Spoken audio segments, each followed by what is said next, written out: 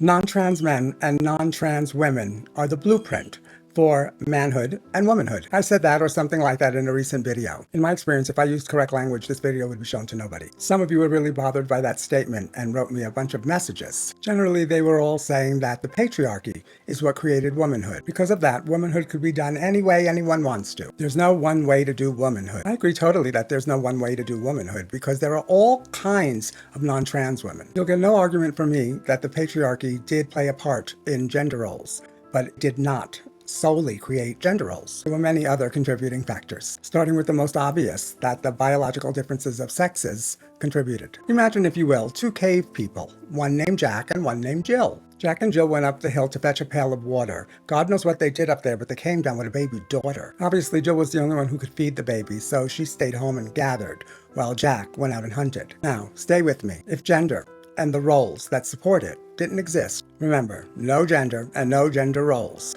Trans people still exist. Your guess is as good as mine, but one thing for sure is that being trans would look totally different. It's possible that transness might be expressed through a diverse expression of presentation, free from gender. Without gender and gender roles, all the language around being trans would cease to exist. For that matter, the label trans might not exist. Without gender and the roles that reinforce it, all that would be left would be the expression of our authentic selves, very possibly the most authentic expression of our authentic selves. So in conclusion, I'd like to say, the people who are hell-bent on eradicating trans people can do it. The most effective way would be to get rid of gender and gender roles. Without gender and gender roles, there would be nothing to transition from or to. Maybe then we could all live happily ever after.